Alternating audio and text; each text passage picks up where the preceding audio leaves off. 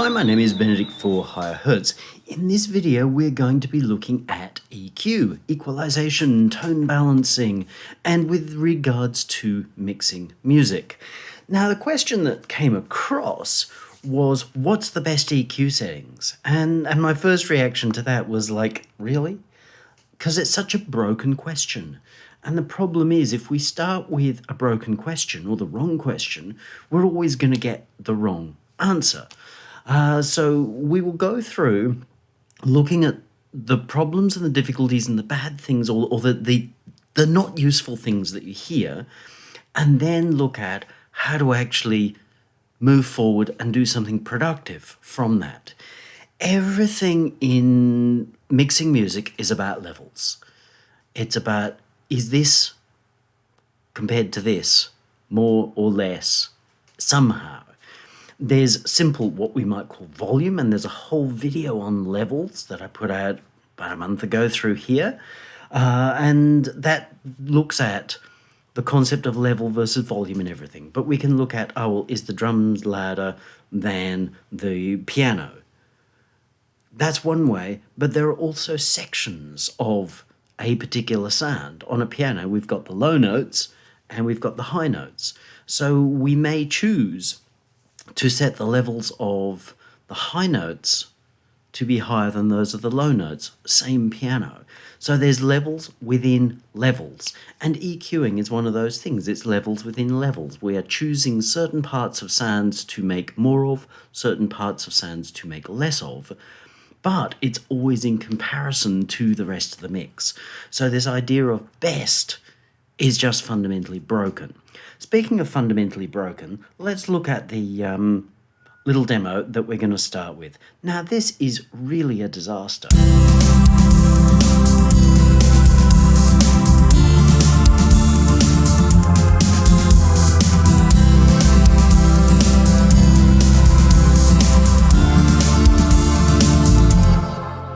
Now, as you notice, it's just too loud. It's a blob of sound. And we get to a lead guitar sound, or what we'll loosely refer to as a guitar lead sound, and we can't hear it. It's buried. Everything is so sort of overemphasized that we've got no sense of actually what's going on. Hence, it's a blob.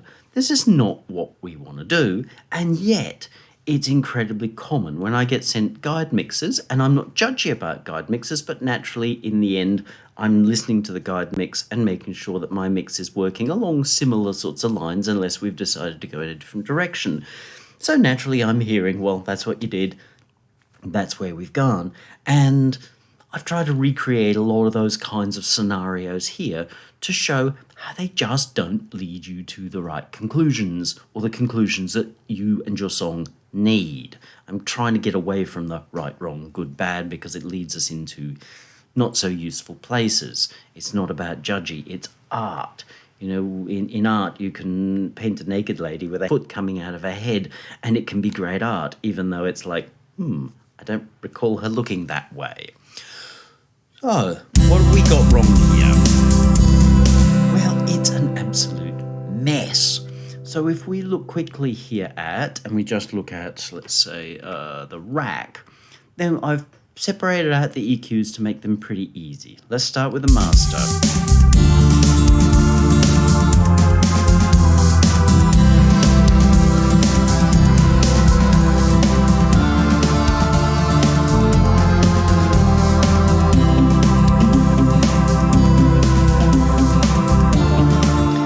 It's not as dramatic sounding, and it's easier to go, oh, well, you just ruined it by turning off all those EQs.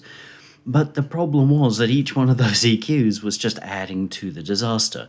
So by turning it off, when these EQs off, we're now in a position where we might actually start to be able to make some wiser, more useful decisions. In which case, we will start to look at, as is commonly my way, well, what are the things that we really hear a lot of but are not useful things. So remember, I said if the question's wrong, the answer must be wrong too. So if we're asking the questions, what's the right EQ settings, or what's the best way to EQ something, unless you're actually standing in front of a mix engineer and saying, well, here's my piece, you hear what's going on, what do you reckon I should do, or what would you do? The question to say what's the best is broken. So the first thing that I'll look at is, well, this is this concept that we hear so much, especially recently, about bad frequencies and resonances. Well, there's no such thing. Talking about bad frequencies is a little bit like talking about racism, to say that certain people who come from certain countries, who built of a certain colour, who worship at a certain kind of religion, must be wrong. That is fundamentally wrong. We all basically know that now. So the idea of saying that certain frequencies anywhere in our mix or in certain sounds are wrong is just, well, it's fundamentally messed up and it can't lead to anywhere good, just as racism doesn't lead to anywhere good. There are certain things that we might commonly do, but we only do them as mix engineers once we've established that they are an issue. So it's nothing to do with the rightness or wrongness of frequencies. It's merely about going, yeah, I recognize that. That's not helping our cause. Let's change it. In terms of resonances, it's just a mental concept that resonances are evil because all audio is resonance. And if you have an acoustic guitar, you can't hear it until the thing starts to resonate. The concept that there are some resonances that are good and some that are bad may have some basis, but for the moment I want to say that it has no basis at all. Okay, sure, if you're working with a drum kit and every time he kicks the kick drum, the snare vibrates, then you've got an annoying resonance. But you should fix that at the kit, not be fixing it in the mix. By the time you've got it in the mix, well, I guess you do what you got to do, but it would be better that you'd actually fix that in the first place. Right, similar EQ cheat sheets and presets. I'll pop one up that I just quickly sourced online. It's not about anybody in particular, I just wanted to find one that covered a few things. These idea that we can have cheat sheets or sheets that tell us what to EQ and how and what are good frequencies and what are bad frequencies. Wrong, wrong, wrong, wrong. Okay, there is a certain amount of interest in having a chart that shows that a flute plays this part of the 88-note piano range, and that a bass might play this part, and that a trumpet or a cornet might play those 4 notes in the middle. But it's not particularly useful at all. In terms of EQing, it's got to be about feel. It's got to be about what's happening in my piece. The moment you start saying, oh, well, cornets play those 3 lines, so I've got to EQ there, it's just wrong, absolutely wrong. So while it's very attractive and makes you feel all kinds of clever and like you're getting a march on other people, or that you're getting more information than you had before, to download these cheat sheets and paste them to your wall is just a recipe for, making a mess of things. Don't do it. The same equally goes with presets. Get an EQ or any kind of device and apply the preset that makes you suddenly into Eddie Van Halen when you play guitar. Does it work? No, absolutely doesn't. Therefore, you waste an awful lot of time rather than working with what you've got, trying to turn yourself into something that you haven't got and you will never be. Not because you're not capable of becoming as good as Eddie Van Halen, but as long as you're focused on being Eddie Van Halen, you can't be as good as you are. If we were to put, say, George Benson, a great pop jazz player with a wonderful feel, and Eddie Van Halen up against each other and told them to play each other's stuff, I think we would find that both, to some extent, failed. They're both very, very good players, but George Benson's wonderful at George Benson, but I get the feeling that he probably wouldn't be an excellent Eddie Van Halen, and I'm pretty confident that Eddie Van Halen wouldn't nail George Benson. The reason is because George Benson is George Benson because he's George Benson.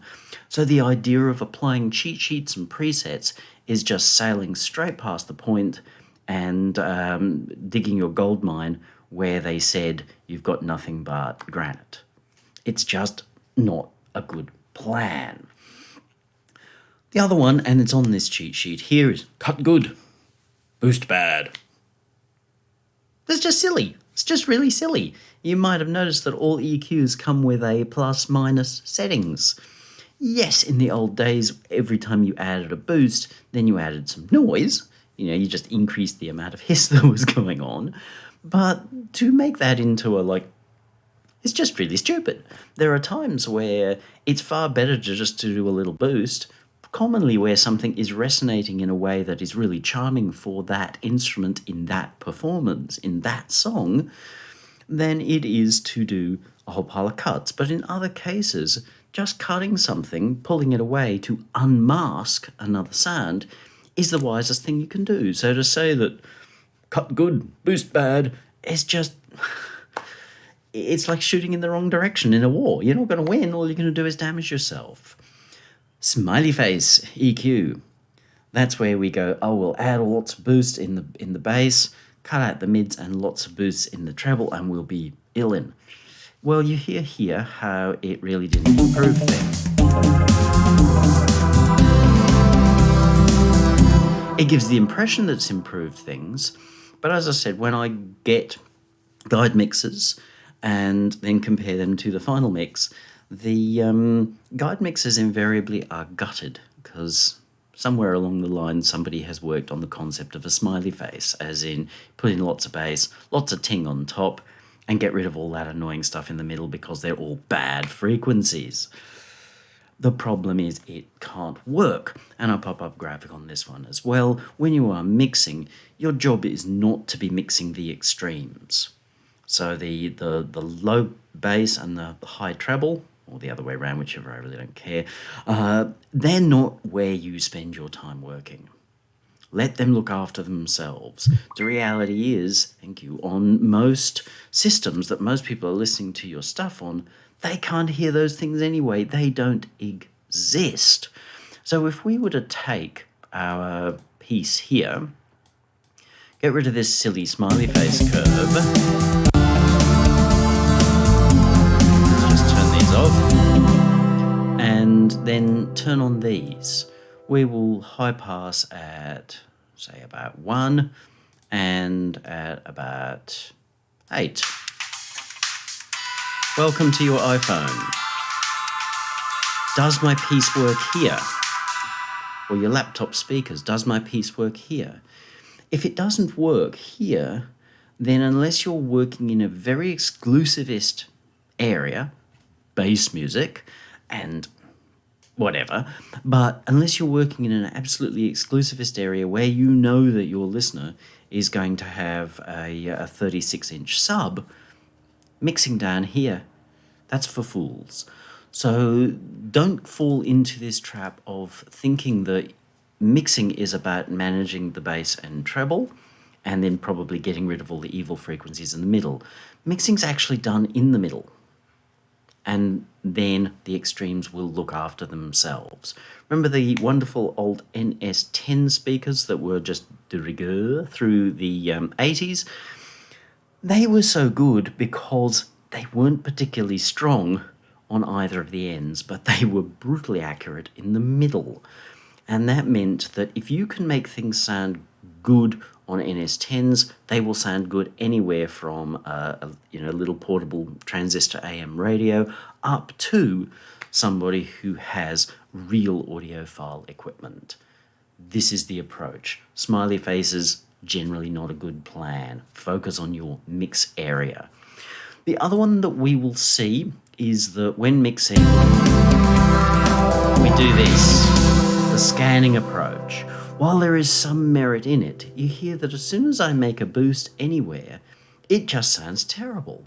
And that leads us to going, that frequency must be terrible, I better cut it out. So we'll turn on another band, let's just sort these, and we will go, okay,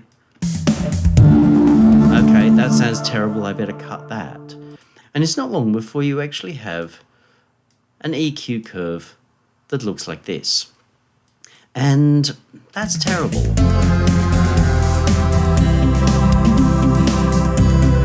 While you may think that you're improving things, chances are you're probably just doing a lot of damage. So just be very, very careful with that. There is merit in doing the scan thing, but it's best if you do it to only add a couple of dB. If you're going like adding tons of sound, you're just adding problems. Add a couple of dBs, but you're not scanning to look for things. You're scanning because you already feel there is something wrong. You can already hear there's something wrong.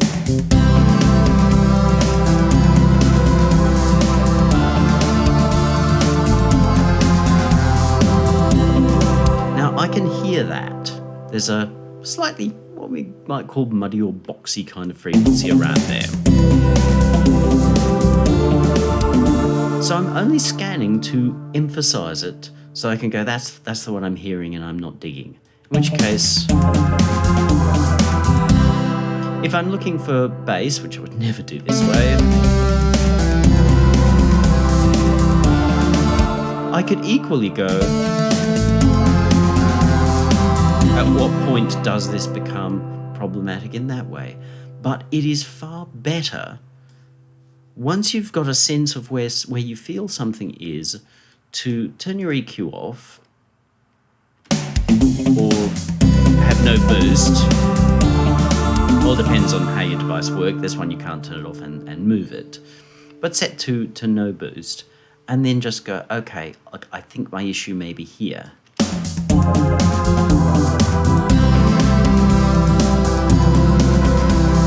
Am I achieving the aim that I set out to achieve? If you're not, then try somewhere else, which means getting rid of your boost, moving yourself to somewhere else. Okay, I think maybe it's here. Setting yourself to see whether it's solved the problem. It will feel hit and miss to start with, and it's very attractive to go back to I'll scan for the bad frequencies. But if you're just scanning for bad frequencies, you're looking at something that may not be there at all, which is back to that concept of racism, saying, oh, we've got a problem in our culture or a problem in our economy. Let's look for someone to blame.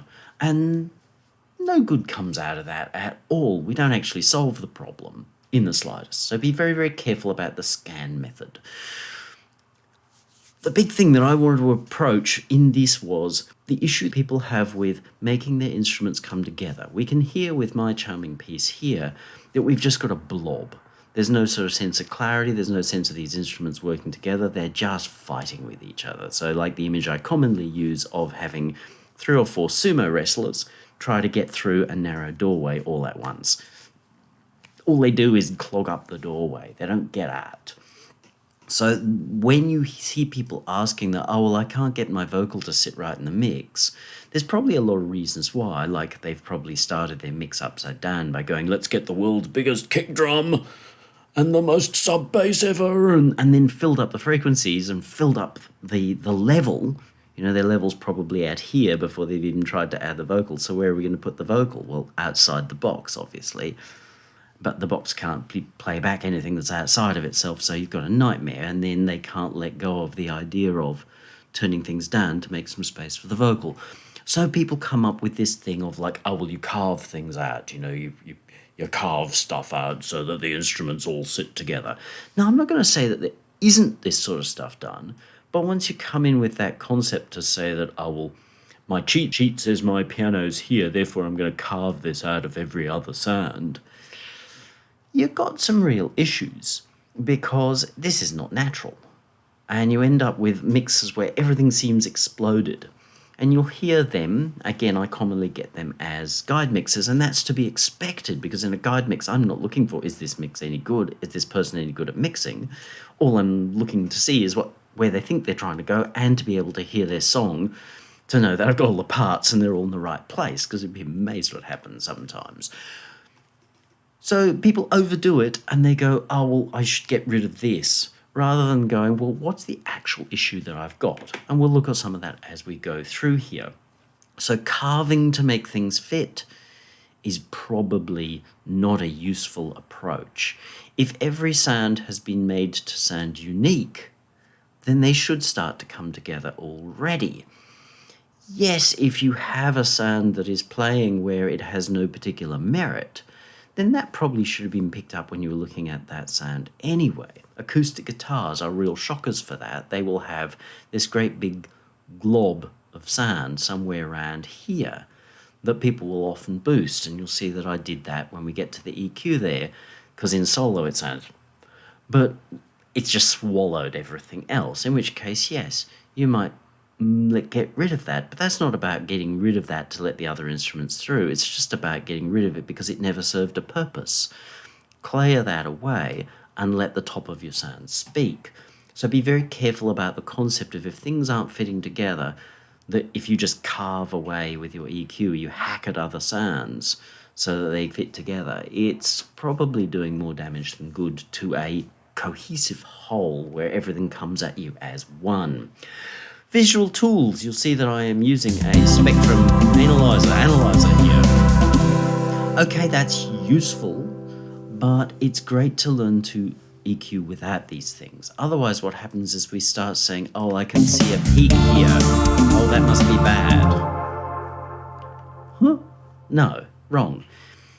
If there's a peak there, that is interesting information, but it's nothing other than a visual representation of what you're hearing. But if you're not hearing it, why change it? If you're not hearing it, either you need to improve your ears or you just need to accept that that's a cool thing. So making moves based on what you see is completely wrong, because when people are listening to your song, they are at best looking at the album cover.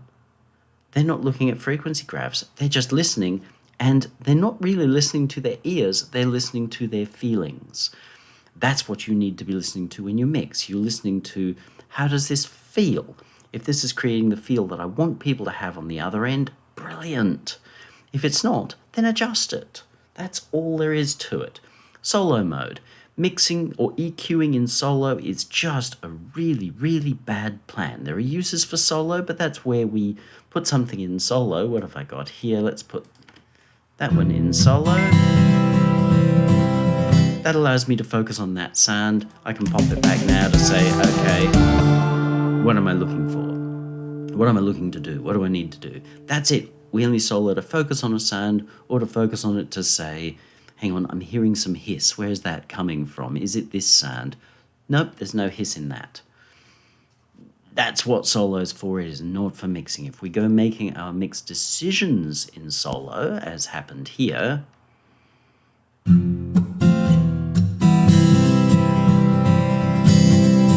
sounds like we've made a win, but in reality we haven't, because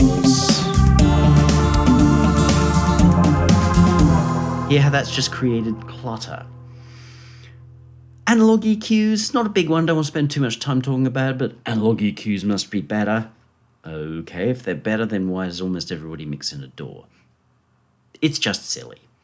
The only real difference with analog EQs, and it's nothing to do with their being analog and being better, is that they are prone to not always being equal. See how we've got the same curve here as we do here.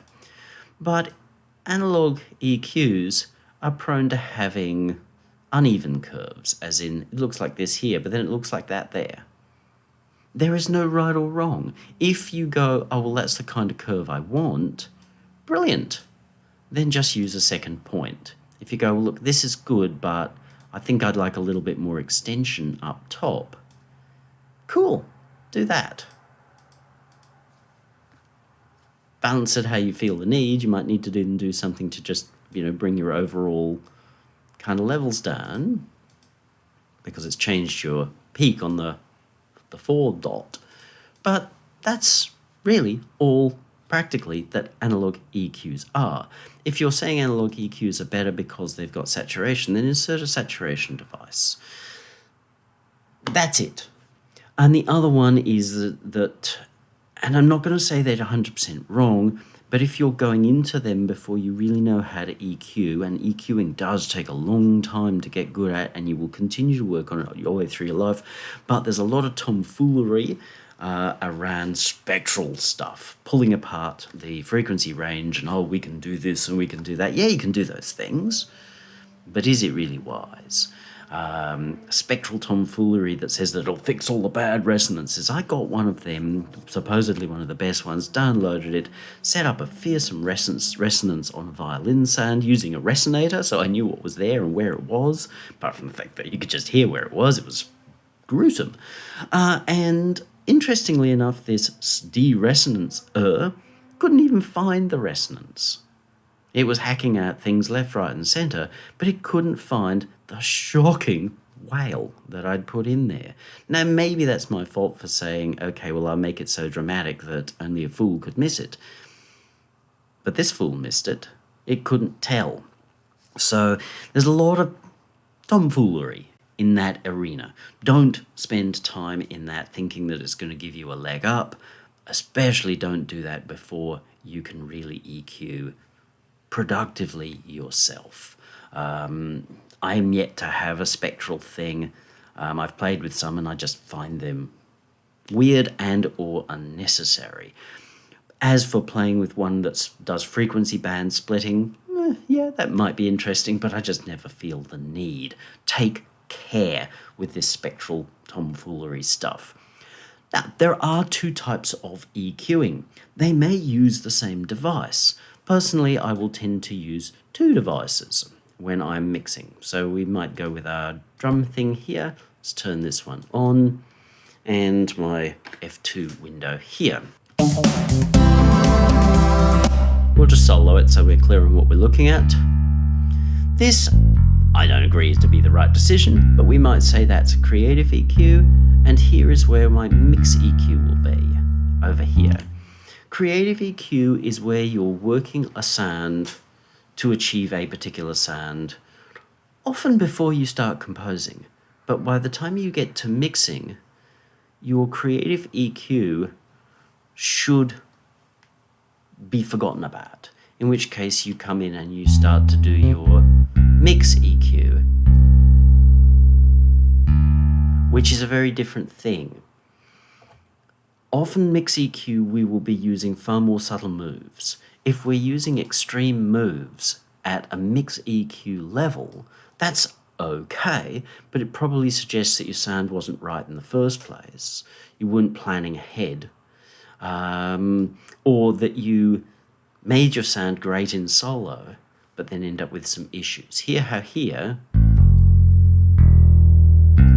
this actually sounds better because I'm actually undoing the rookie error that I made here. So be cautious and be aware that there are two approaches. One is sound design, where you can make incredibly bold moves and do some crazy wacky things. There is then the mix EQ, where you're merely making little moves to make something work in the mix. You can be doing both in the one box. We could say, okay, that's fabulous, but now in the mix I just need that little bit of a goose here. But if you're doing both in the same box, you could well lead yourself into some difficulties. I do very little EQing here. Very little indeed. So you may find me a little uncomfortable with this. I do most of my EQing in the mix. When I'm doing sound design, there might be some EQ, but a lot of my sound design is aware of how things are likely to behave when it hits the mix. There is no right or wrong, but please be aware there are two different mindsets. So don't go taking what's really a mix EQ situation and attack it with bazookas, thinking that that's the right way to go about solving the problem, because it probably isn't. All right, so now let's look at starting this mix. I've run through the things to think about, to be aware of. That's important because we don't want to fall into those holes. If we don't look at them and say, hey, there's a hole here, we're likely to walk into the hole, not realize we've walked into a hole, and do it again. And then say, oh, it doesn't work. Of course it doesn't work because we asked the wrong question and walked straight into a hole. The very first thing that I'm going to do is say, look, we really need to have a tidy mix area. This is sitting as I composed it and is kind of a mess, in the sense that there is no obvious sense of arrangement in this. There's no obvious sense of, well, sense in here. So it makes a lot more sense, and I shouldn't necessarily, by the time I'm mixing, I'm not looking at instruments necessarily, but we need to focus on, well, how do we organize this? I've got drums and bass. I have already put them into a bus, but the bus is off. And then we've got guitar, pad, guitar lead, guitar mute. That's all a little bit messy. So let's say drums and I commonly work with the same colors over and over for them. You can use your own colors, you can do whatever you like, but it is wise to use something very consistent. My buses always work to be bright yellow because they're incredibly visible. Now it's called bus, and that's just really silly. It needs to be clear what it is, so I've now called it RY, which is rhythm bus. I know that, that's my code. Guitar, oh look, I've got a guitar. But then I've got guitar lead and guitar mute. What's that? Oh, that's the acoustic guitar. In which case I should find this fella and go acoustic guitar. Right, Lime, there's a pad there. That pad's a synth. Let's get that out of the way. Let's put our guitars together. Our guitar mute probably is more important in terms of fundamental structure than our lead. So let's put it together that way. And then light green. For my own mixes, I would be putting all those guitars into a bus so that I can control the levels. My pad, I commonly have keyboards in a light blue color. So now that's tidy. The Reason does have a feature, but is currently, well, sleeping, and that is that it can take the arrangement from one place and put it to another place. So let's move some of our sounds. So we've got bass. Let's find our drums, put them there. Let's go to 6. So drums, bass, rhythm bus. Now let's take our guitars and pad and what have you and get them out of here.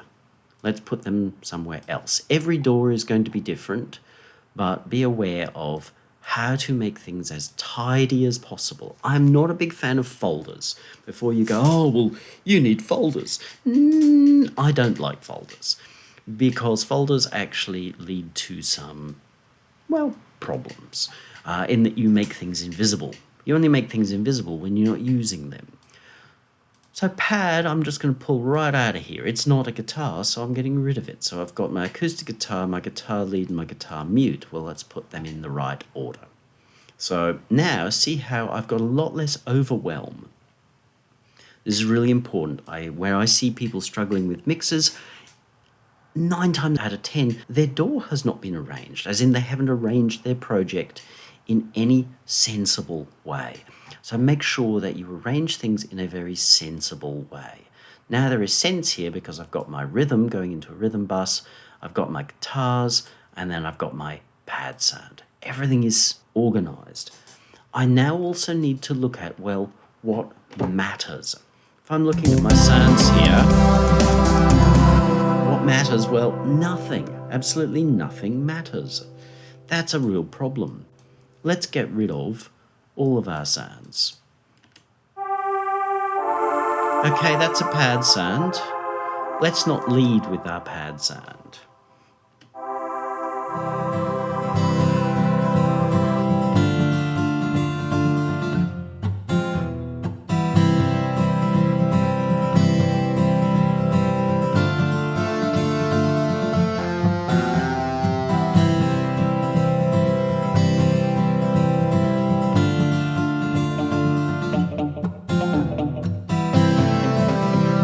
So you see now, we're starting to get the essence of the piece.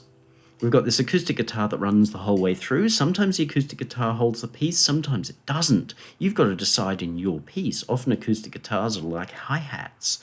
There's just this extra rhythmic element that's got something resembling chordal movement. So we could say, but that isn't making it in this piece. We could pull up the pad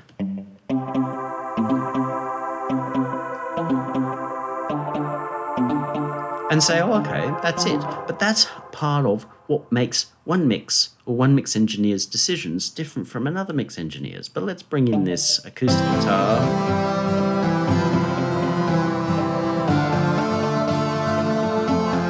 And you see, for the moment, I've got my drums and bass at. It's all about levels, and if we start with levels that just don't work, no amount of EQ is going to fix it. We're going to make the mistake of hacking things away to try to solve a fundamental problem that we didn't get round to doing in the first place. So let's look at getting our basic levels right.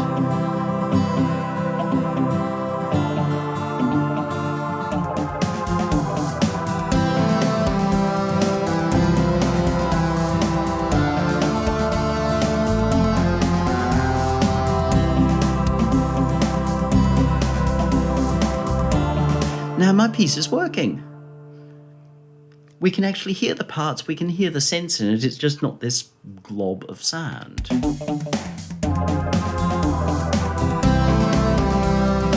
Our reverb's there, our reverb is working, that is all good.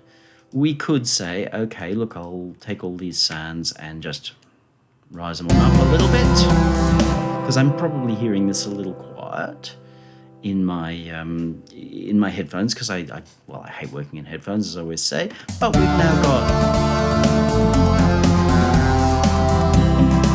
a working balance. If you don't have a working balance and you start to EQ, you will have a world of problems. This is cool. We've now got our piece working and making sense. That's really good. Now we also need to be aware that EQ is not the solution for everything. And before you say, but compression is, compression can be used as a form of EQ. Compression is one of the answers we're going to look at, but we're also going to look at two others. One of them is saturation, as in saturation can be a form of altering tone, which is what EQ is, without actually using an EQ. And in this particular case, chances are the sound that really is going to benefit the most from saturation is this.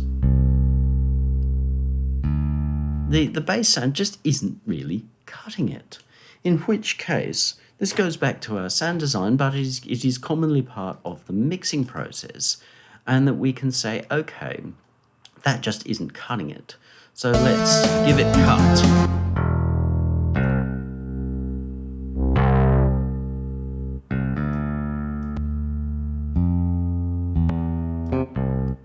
Hear how that's lifted the sound. Remember that, and I'll pop it up again, the picture where you mix here in the middle. Because our basses tend to be quite low, then they can disappear. They need an awful lot of energy to be heard. So if we can shift them up into the range a little bit, then we're actually doing better. That bass also doesn't have any kind of cabinet. It's DI. Now that's not evil. It's common to DI a bass. But we might look at doing something to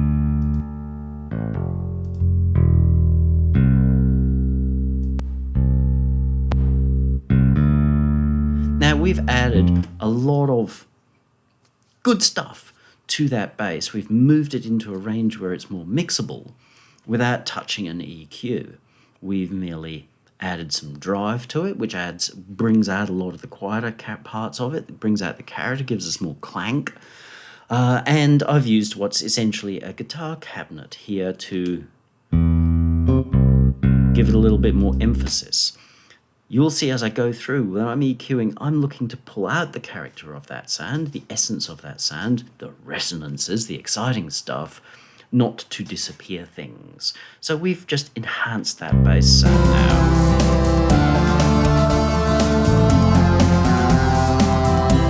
It has totally disappeared there. Now it's got more grunt and it's got more presence. Winning! And we haven't used an EQ, so an EQ is not the solution for everything. The other one is stereo. Now, it's easy to think that we need everything in the most stereo possible. Yeah, that's really a bad plan. We do have an issue that this acoustic guitar is actually two acoustic guitars. It's an annoying thing about these particular devices. Lots of these do this. They say here, we want this to sound amazeballs at the gate, so they give you a stereo version, as in it's already split. But it doesn't sound like a real guitar.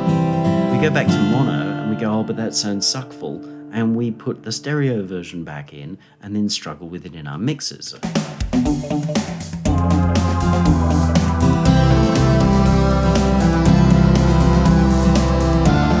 That fits more naturally now. We can also be using panning. So we can say, okay, which bits are important, which needs to go where. I would rather do that from here.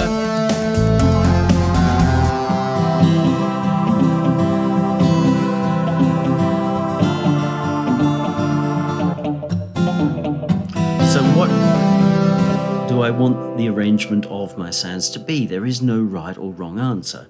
People will be acting like, oh, well, you should always do this, hard pan them. No, it's just a formula move and not necessarily very wise. So we've got to think, well, okay, what's going where? For the moment, I'm going to take out this acoustic, because I think the mix panning decisions are probably more importantly made here.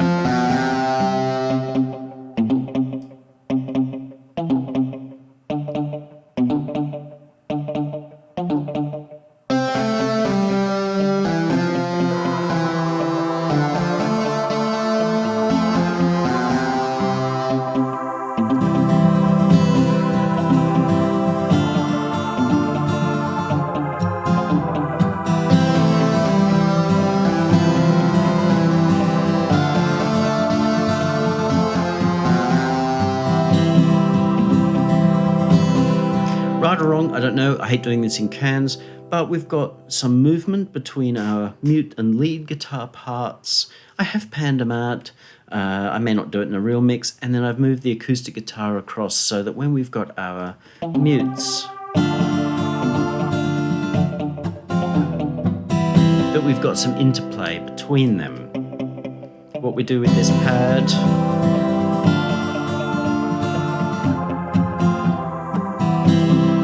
might be worth moving him slightly.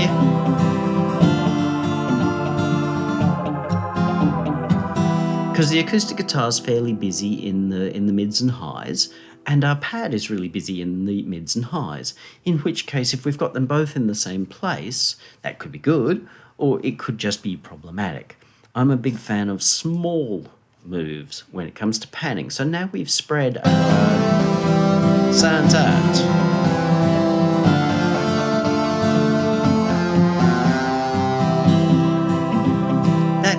On mixing desks, change the balance, because on many mixing desks, as you pan over to one side, you can go 3 dB up. So if you notice that your balance feels a little different than it was before, just adjust it. It shouldn't be more than a dB or so.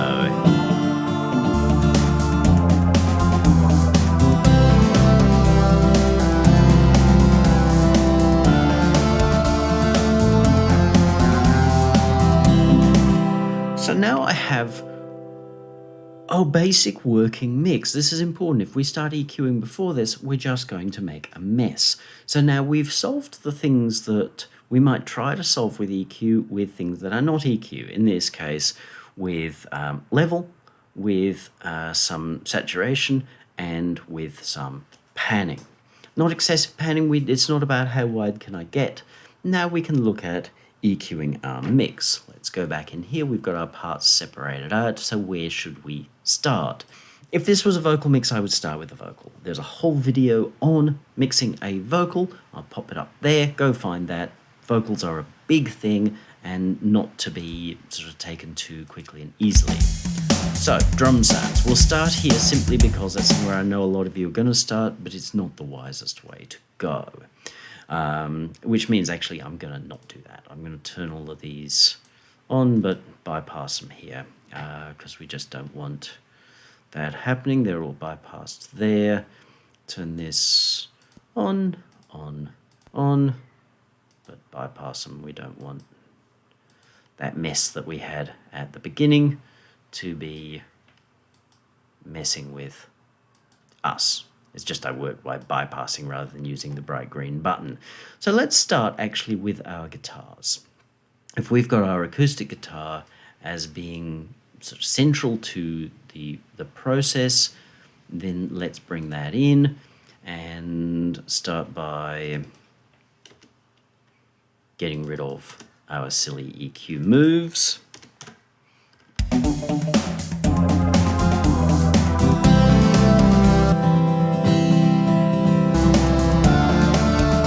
So we know what we're looking for. The solo is mostly for that.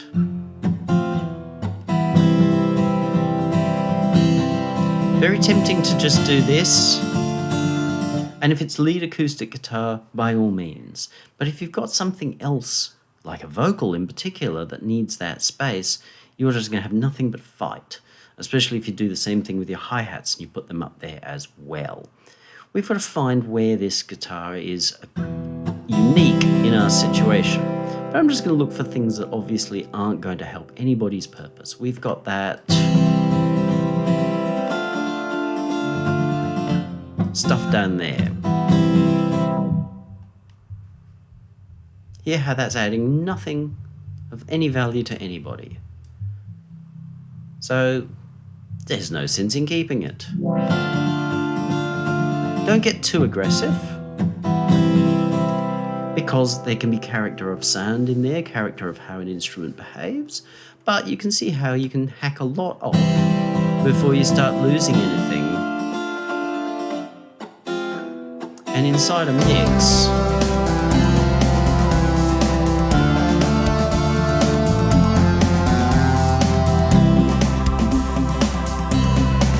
that's problematic, because our acoustic guitar now doesn't really fit with the instruments that are around it. It definitely doesn't fit with the bass. There's no connection between the bass and the acoustic guitar. So we want to find a point where they do interact. If they don't interact with each other, they don't seem like they belong together.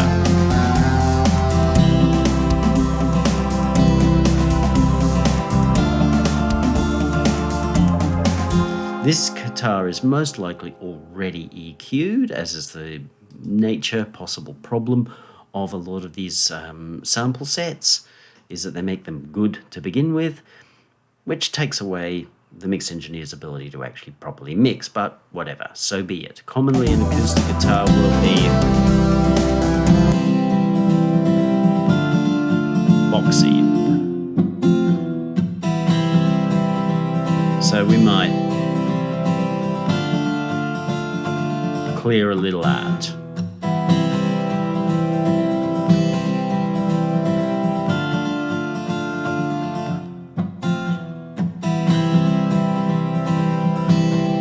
There is a sense of it being a bit ringy. It just keeps ringing, ringing, ringing. In which case, I can clear some of that a little bit.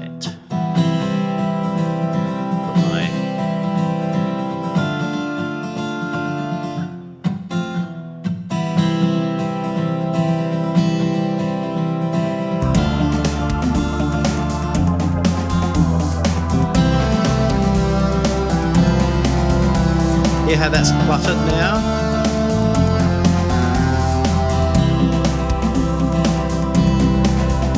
I'm using that acoustic guitar for the more than its ability to be all sparkly. It can be sparkly, but it's not serving its musical purpose being that way. So you see that I've cleared the kind of ringy thing where it's just holding forever, and that's not cool. And I've added a little bit of push here. Not a lot. See how the moves are fairly small, and then I've cleared away a lot of this top. It is perceived. We still know it's there, but it's no longer fighting with everything else that's in the mix.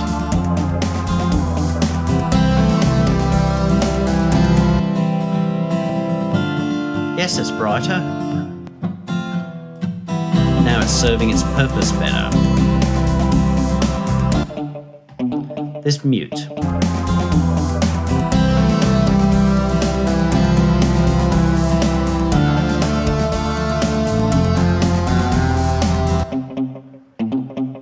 Again, we've got a lot of stuff down here that isn't serving a purpose. So we can go. Now, this is not the way that I recommend that you do it, but just showing you we can get rid of a certain amount of that with no real problems. How aggressively you cut is up to you. I tend to cut fairly aggressively, but that's a personal choice. Before someone chimes in and goes, oh, but you've got phase things, I made a whole video on my own channel about how phase is not evil, it's actually our friend, and it's how EQ works. So if it's happening, I rightly don't care because I use my ears. If phase shifts are happening, then I'm actually using them. That explains how such a tiny move in EQ like this can have such a big perceived effect, because we're changing the phase relationships of that instrument around itself. Guess what? An acoustic guitar or a piano in a room, as you walk around that room, the phase relationship is changing all the time.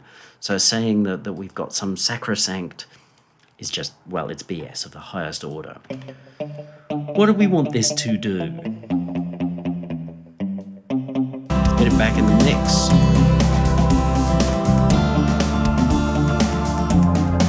I want this to be thick and have body. Guitar chugs generally are thick and have body.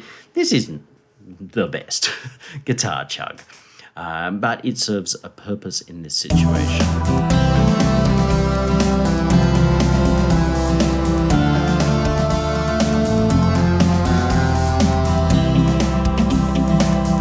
It's got a lot of high end,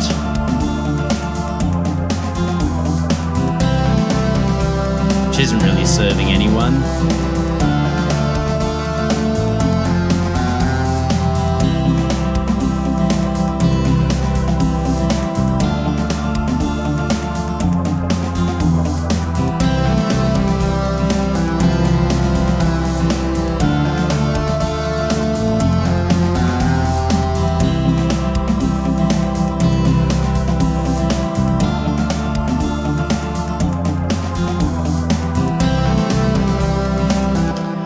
Now you see that my differences are really pretty small.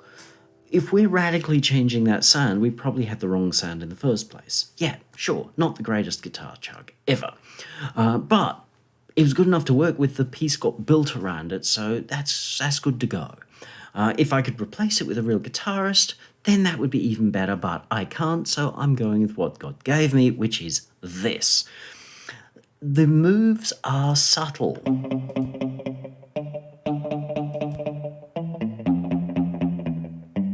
Merely looked to say, let's give it a little bit more body, a little bit more cut in the middle, and get rid of some of the thinness of it. So it sits nicer in the mix. It's not about saying how loud can I make it. It's about, okay, can I make it sit more comfortably in the mix? And here it sounds good.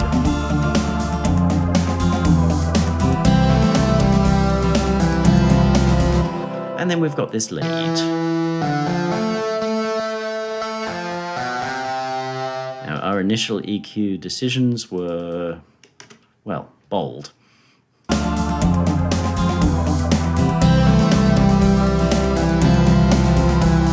Let's again look at... There's just nothing down there. So let's just get rid of it.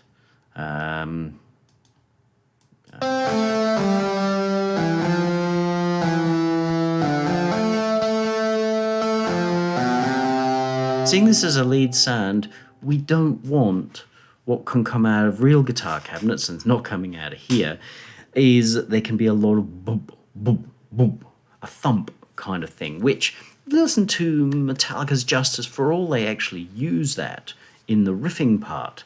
They're using that riff to create punch in the mix.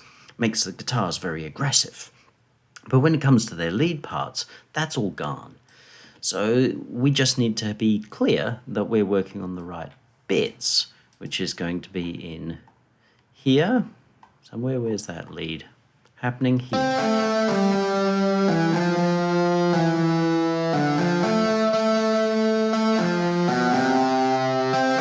Sounds a bit nasty.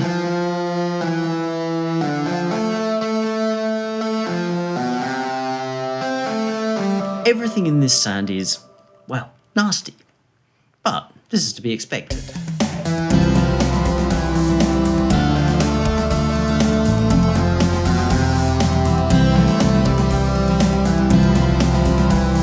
This is the lead sound, so when the lead sound comes in, it wants to rise above everything else, in which case giving a little bit of boost up here in the air frequencies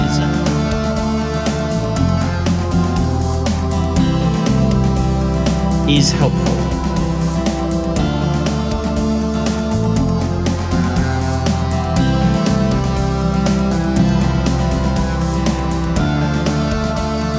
Getting rid of too much of our mids will cause us some issues.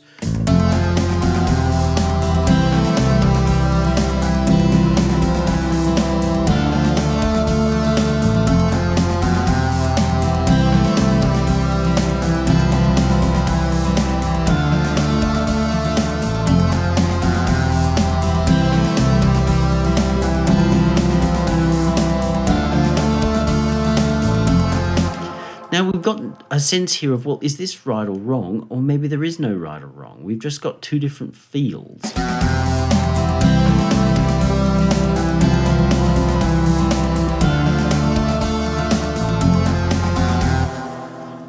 With this pulled out, so 6 and 8, now it's very full.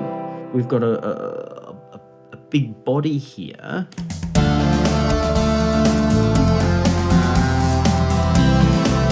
Or we pull it out, which gives us more clarity.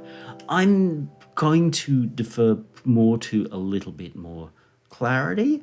While the full thing's kind of cool, I think that especially if our mix got bigger than this, that we would find that that wasn't adding any real value. The real value is in the top of this lead.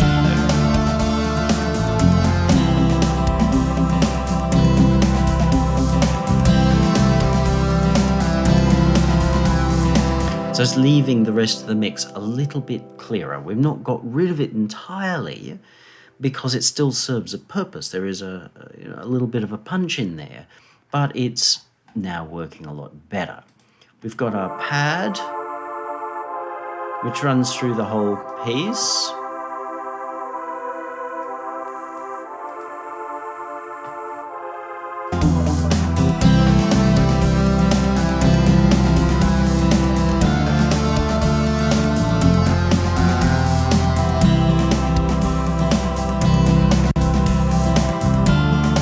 We can see it serves no purpose down low at all. There is a little thump as the sounds play, but past that it serves no purpose, so let's get rid of it. Just so that thump can't mess up our rhythm section. We don't want that rhythm section messed up. We could choose to be a little kinder in our roll-off.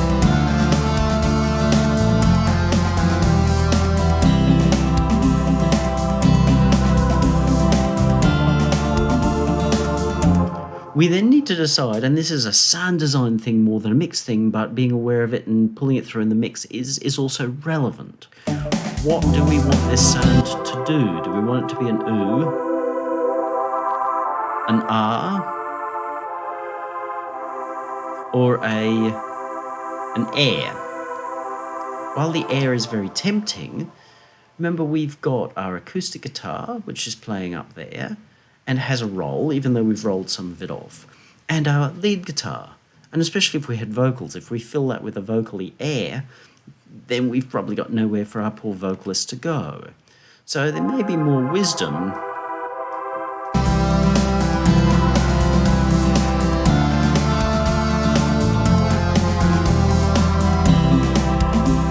in finding a point where it sits within the mix that we do have.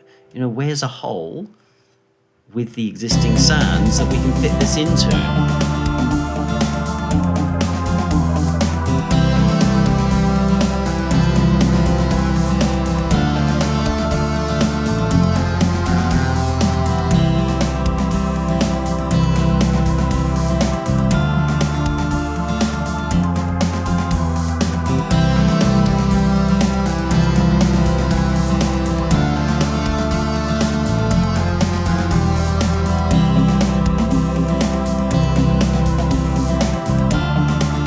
So we transition our sound from something that's just there but kind of fighting with the mix to here.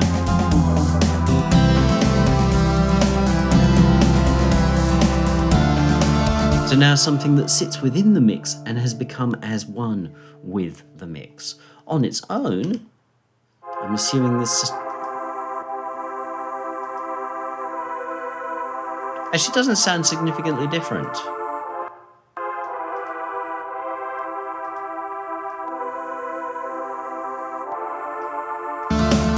But it does sound noticeably different in the mix. Now this is good because this piece is not about this pad. This pad is just tying things together. We could go without it. And it's still serving its musical purpose. But it sounds more pro with the pad in.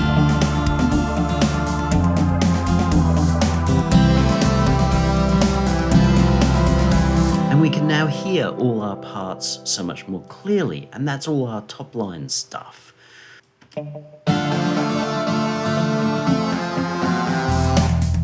We've still got this rhythm section.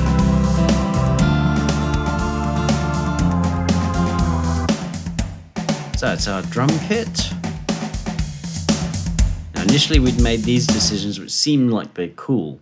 I'm going to say they're probably not cool at all, and let's get rid of them. We just tried to do the whole let's make it amazeballs, and well, kind of died with it. What have we got? I've got a whole drum kit here in one go. Let's do this the other way around just so that you can see and hear.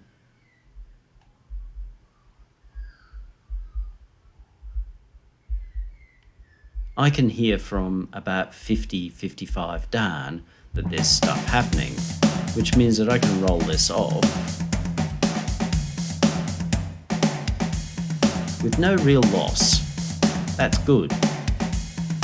Tempting to make a pointy point and do this kind of thing. Okay, fair enough. But what's more important, the kick drum or the bass? We've got to keep the pair of these in the game together.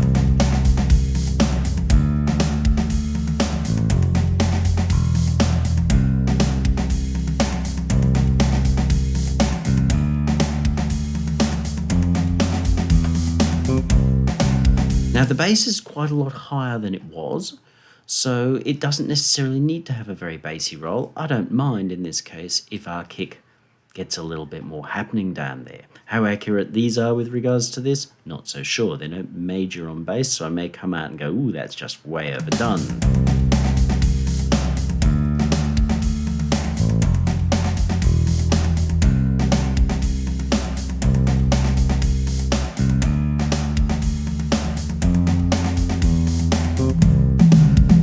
See how it's just kind of pluggy? I'm just going to pull that out a little bit, which means that it creates greater clarity of those things around it, which helps our bass to stand out. It's also helping our snare to stand out. One thing to be aware of, though, is that often the fundamental of the snare is quite close to the kick, so if you pull that out, your snare can sound clearer but have less to it. Make your own decisions. If that's the case, then you might want to be breaking them out, but I'm not going to be breaking them out here. We're getting a good crack there in our snare.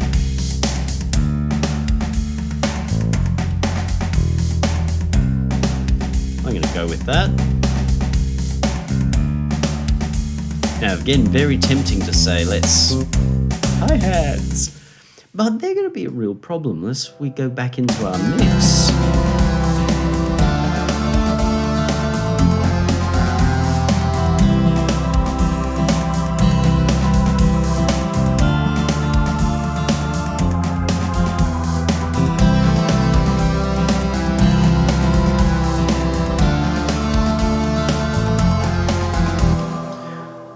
So you see, decisions I made in solo didn't carry into the mix. So carry them into the mix. Now they work.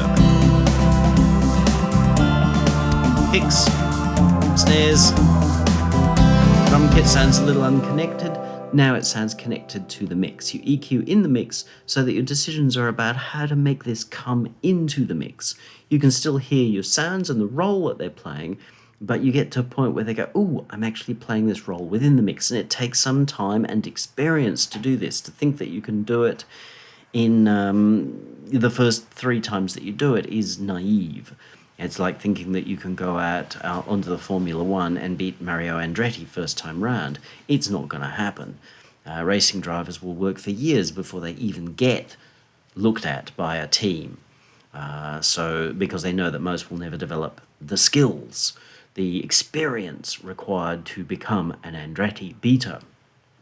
So focus on taking your time with this and moving slowly and generally fairly small. I think this is going to be a problem later, but for the moment I'm going to say, okay, fair enough, because I do know the MT power is not exactly powerful in the welly department.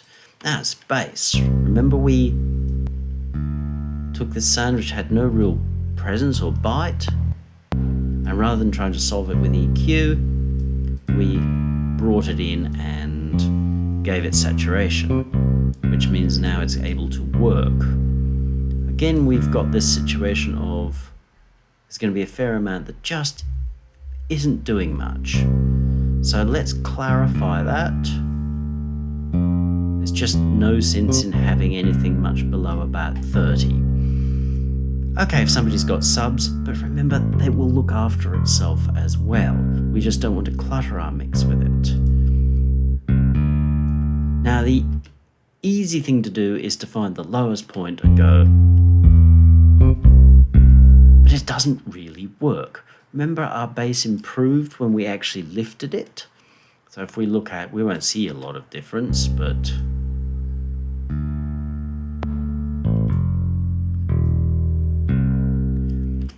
we want to move things up in the register, in which case we probably really want to be finding how to make this bass sound higher in the register. If that's our fundamental here, hear what happens with this. If I get our first overtone,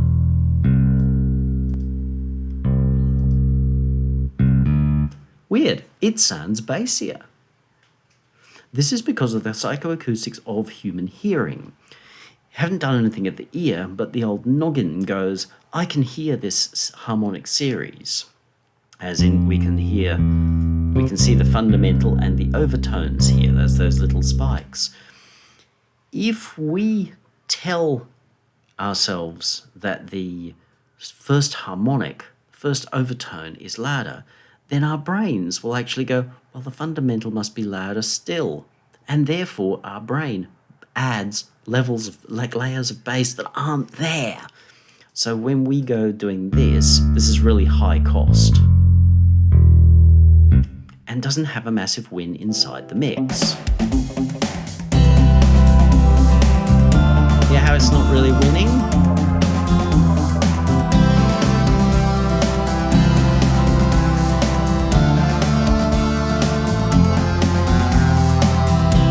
Whereas that is having more win without adding huge amounts of level. We've only got a couple of dB boost, whereas we were pushing 6 or 9 to really kind of get it where we want it to be.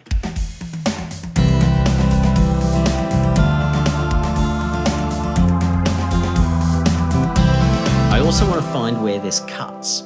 Where does this have real cut?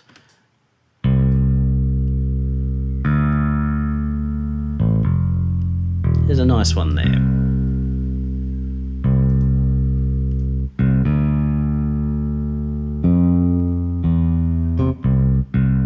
Just pull that stuff in the middle a little bit more so that makes this seem louder.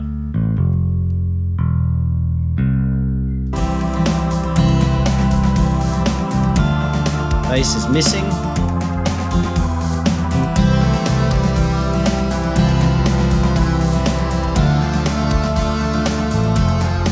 Bass is happening. We've moved it up the register, so we've moved it into the middle of our mix field. Therefore, it's now working.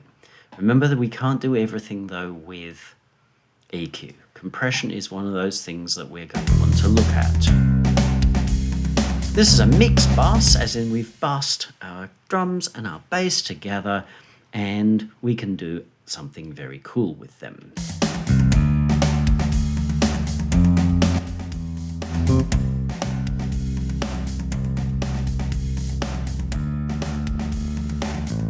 Hear how this starts to, well, it sounds terrible, but I'm not concerned about that.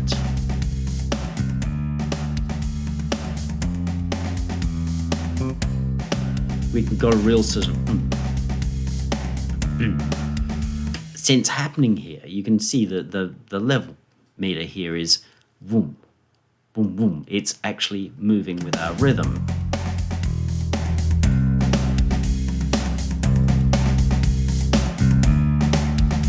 Flat.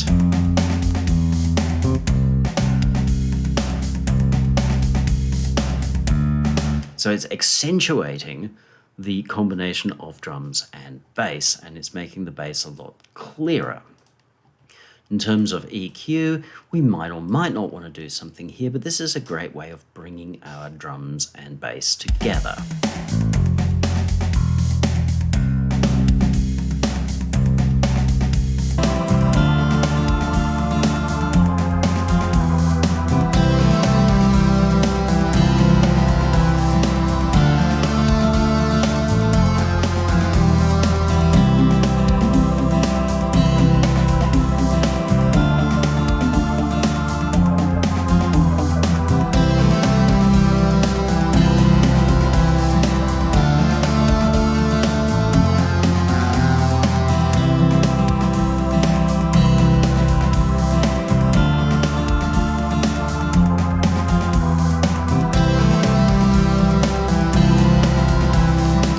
So now by EQing the pair of these together, and we've put the compression to pull them together, we've EQ'd a little bit to pull them together. We might even decide to roll this back. I'm a little concerned about how much I've used there, so let's just pull that back.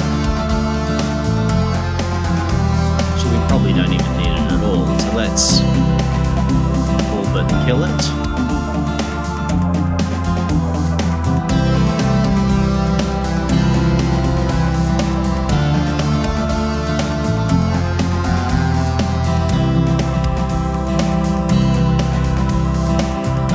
We've now got, with EQ, a really nice sense of all these parts working together. That's good. If we go through and kill off all our EQs,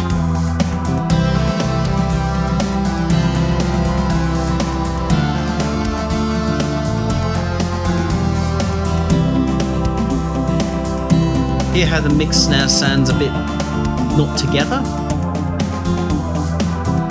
All these parts fighting a little bit, even though it's basically working.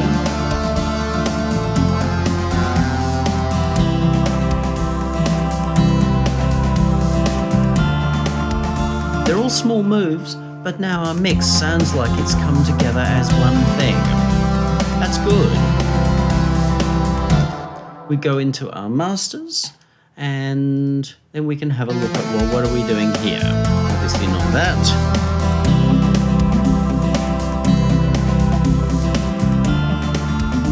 Again, it's very tempting to do this and feel like we've done something good, or the single curve way of doing it, which is just to find the sort of 1K and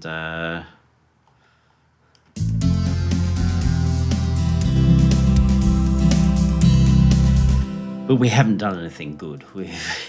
We've just gutted our piece. Remember that with mixing, that it's all about what happens in the middle. If we take our piece now and put in these high and low cuts, oh, wrong one. I don't like the way this names them, but fair enough.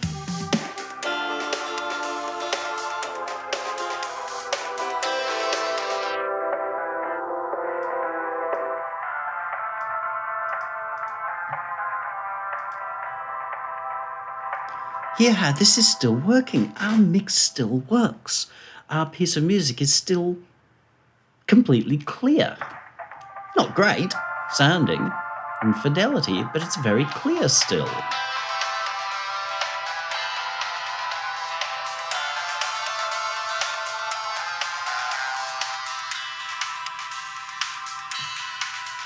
We've got kick. We don't really have bass, but we can't realistically expect to have the bass line clear, but it's still there.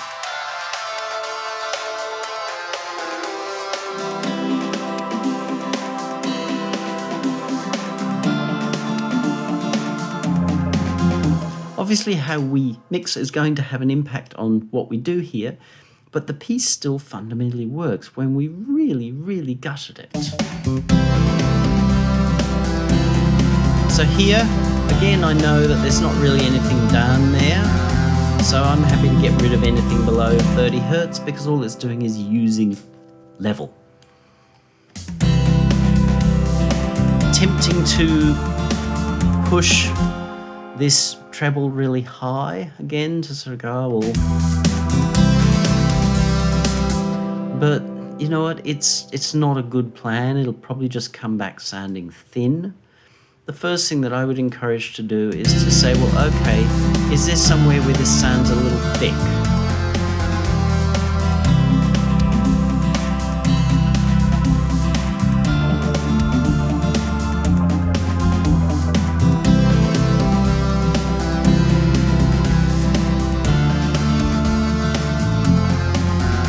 And I don't know that there is, and because it's in cans, I've got no... Let's say it's there. Let's throw it, because I've ended up there a couple of times. And I'll remove about a dB. If I'm removing much more than that, you can hear when I've got the great big sort of sinkhole here. It just kind of makes the piece sound weird. So a dB or so should be all you need to change the perception of what's around it. We might put a little bit on the mids to highs.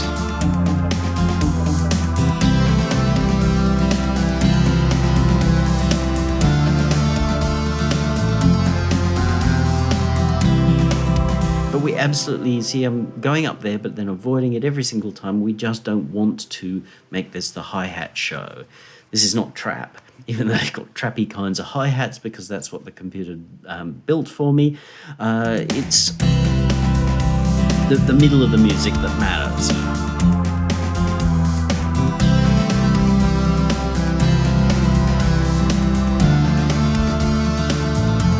Great. Now, I'd be using other things. Go watch the video, fairly recent on mastering, but just looking at an EQ curve there.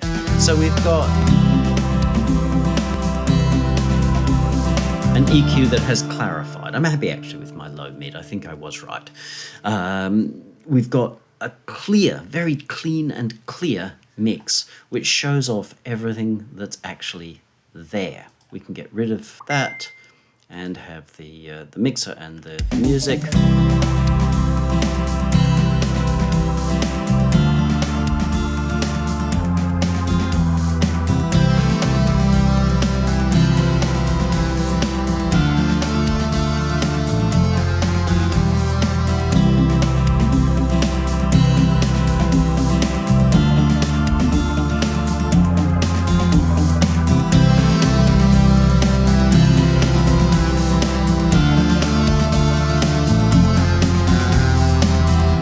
And that's good. Just added a little bit more level, so obviously it's going to sound better, giving it more fullness and oomph. We just got the compressor working a little bit.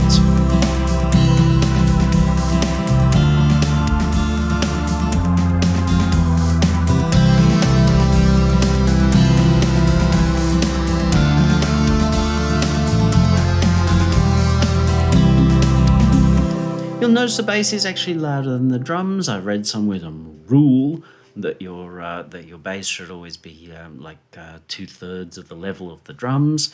If that was the case,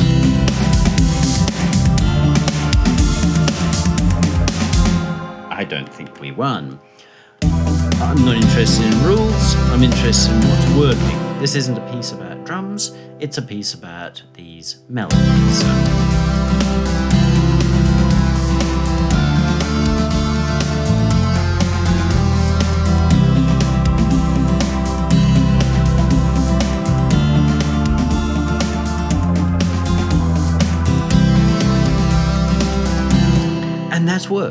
This is how EQ works. So remember, we really don't want to start by asking the wrong questions. If we start by asking the wrong questions, like what's the right way or the best way to EQ, all we get is the wrong answer, like a formula approach, which will not make our piece come together. Hopefully, as you've gone through this, you've heard, as I've worked on each one of these sounds, and then on the master bus, that the piece has become clearer.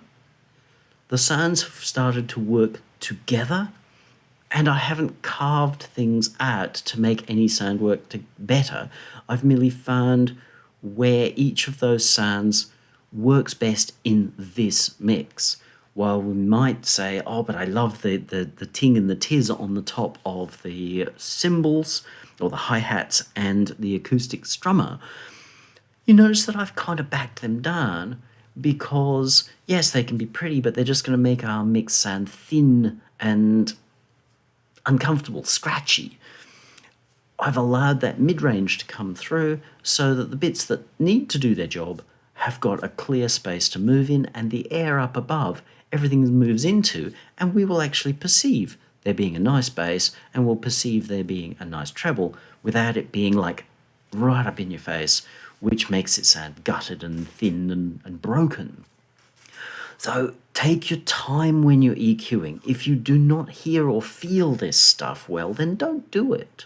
Get somebody else who's actually proven themselves good at doing it. Not somebody who just says, here, I'll give you Grammy-winning guaranteed mixes for $15. All they've proven is that they really aren't professional. Learn your limits, work on what you're good at, move it on to somebody who's good at the other bit. And that's how we build working relationships and backline.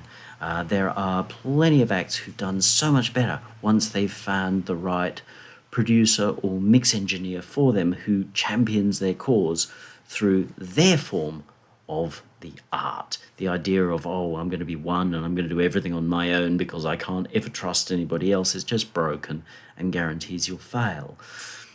Get the unwise ideas like cheat sheets and presets and smiley faces and scanning all over the place and carving everything out of your mind. Put them aside, look at these small moves that accentuate what's important about this particular sound in this particular situation. If you find that it's good for this sound in the verse but not good for this sound in the chorus, great. That's where we bring in automation. Let's say with this acoustic guitar, let's go get the rack. It's up the top here. Let's say, for example, this point here. Let's say that I think that it's good in one part of the song and not good in another part of the song. So let's say when the lead is happening, we don't really want it to be quite where it was. So actually that's the frequency, that's not the thing we wanted to move. It's easy to pick the wrong thing here, that one there. I will just move that to there. So it's up a little bit. If I put that in there, then I might say I'll just do the opposite move. So I can listen to it.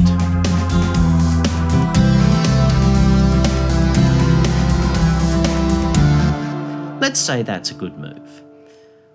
What I will actually do is, because we don't want sudden moves like I just put there, so we'll put one there and one there, those points, then we put another one in here, and I just make little moves like this. So now when we watch this, and this may judder a little bit because this doesn't like showing it automation.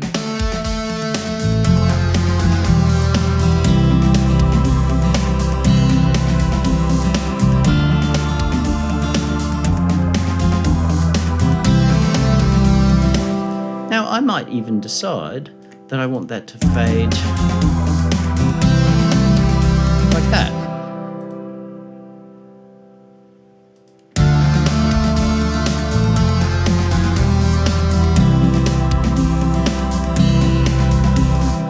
Because I'm introducing a new sound, I might keep the acoustic down to ease the passage of the new mutes in. and create a little bit of space here on that strummer.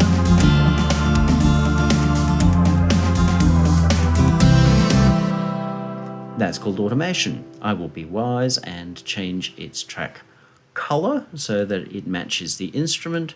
I can fold it up. Now I've got a little bit of everything. So I've got my acoustic guitar bright when it's what's happening.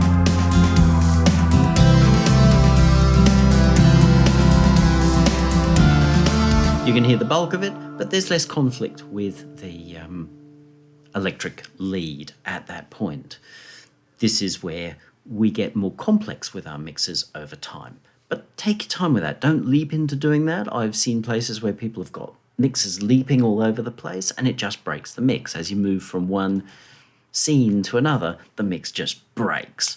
Work to start with by setting levels that just work, setting tones that just work. If you go, yeah, look, it works there, but now it's not working here, then look at EQ automation or whatever, but don't look at it to say, I must do this, I must change this level because that's formula stuff and it just is broken. Scoot back to the beginning of the piece where I showed my demo disaster, where it's overmixed and just sounds horrid, and compare it to this, and I think you're going to find that we've got a significantly better mix that flows and does the job that the piece is trying to do. Okay, the piece is not exactly stunning, but that's not the point. It's all just about, okay, by making these careful, well thought out, well considered, wise moves, because they're part of the piece, we've now improved what we have to show to an audience because they're going to be able to hear it much better. Not my ego says I need all my sounds this, and we don't work that way. We say, what's the piece need? How do we get there? Which is what we have done here. If you have questions about this material, ask them on down below. Please don't ask me to mix your piece by proxy. If you want me to mix your piece, then find me, approach me. If you do want to ask a general question or even a specific question about your piece, I don't mind helping out as long as the conversation is in public, which means you need to show your mix right here so that we can all discuss it and see and hear and understand the decisions that I'm making. That means I need to really be able to hear it. And if you're talking about things in your DAW, then I need to see it. So that means using OBS or a screen recorder, not waving your phone in front of your screen like this. I will ignore that. I would need to hear it very clearly so everyone can see it and hear it and then understand the advice that I've given. And even nicer if you come back, follow that advice and then show changes, which hopefully, fingers crossed, will have improved your thing. Benedict again for Higher Hertz. There's also higherhertz.com where there's different brands of information about things, and there's also Hertz Delay and Hertz Maximizer, neither of which I used in here, but they are really nice tools for helping do the right things in our mixes. Most importantly, take your time, practice this carefully, go back over the beginning stuff that I said, that you avoid these holes, and that way when you're following the second half of this, you won't be cluttered with trying to make the wrong decisions based on poor information. You're a little bit more free to go, okay, this is the way to go, and get out there and practice this. It does take time, and the longer you spend at it in a positive frame, as in not attacked by these thou shalt nots or crazy ideas, then you'll suddenly find, oh, I'm growing with this. And that's what we're looking for. Get out there, have fun.